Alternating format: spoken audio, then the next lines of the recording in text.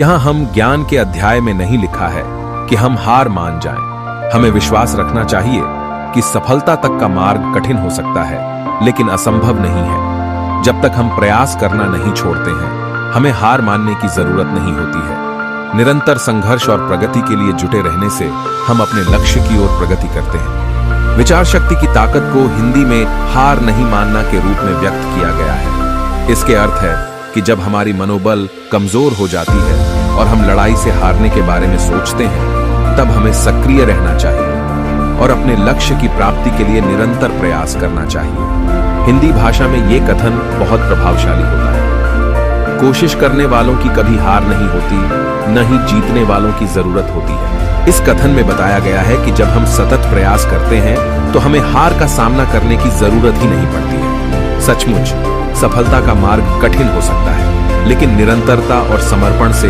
हम उसे प्राप्त कर सकते हैं। इस तरह हमें यह समझना चाहिए कि हार मानने से पहले हमें खुद को और अपनी क्षमताओं को पूरी तरह से प्रयोग करने का अवसर देना चाहिए। जीवन में विभिन्न परिस्थितियों का सामना करते समय हमें निरंतर प्रयास करते रहने की आवश्यकता होती है और निराशा के मारे हार मानने की बजाय सकारात्मक और उत्साहजनक मनोभाव बनाए रखना चाहिए। यह सत्य है कि हमें हिंदी में त्याग करना सीखने का कोई मार्ग नहीं होता है। निराशा या हार मानना हमारे विकास और सफलता के लिए आवश्यक नहीं है। यदि हम निरंतर प्रयास करते रहेंगे तो हम सदैव अग्रसर रहेंगे। यहाँ कुछ हिंदी मुहावरे और कहावतें हैं जो आपको त्याग की महत्वपूर्णता के बारे में प्रेरित कर सकती हैं। 1. कर्तव्य पालन करने में तत्पर रहिए, फल की इच्छा मत कीजिए। इसका अर्थ है कि हमें अपना कर्तव्य पूरा करने में संलग्न रहना चाहिए और फल की आशा नहीं करनी चाहिए। 2. हार नहीं माननी चाहिए, जीत का अभिप्रेत चिन्ह है त्याग।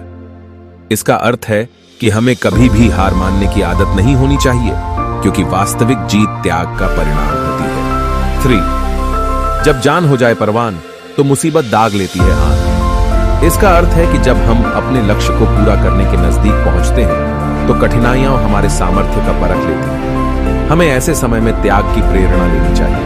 4. हार के बाद ही जीत होती है। यह मानने वालों के लिए है कि त्याग के माध्यम से हम सफलता की ओर आगे बढ़ सकते हैं। हमें असफलता से सीख लेना चाहिए और नई कोशिशों के लिए पुण्य प्रेरित होना चाहिए। 5. आप जब तक नहीं हार मानते तब तक आप जीत नहीं मानते।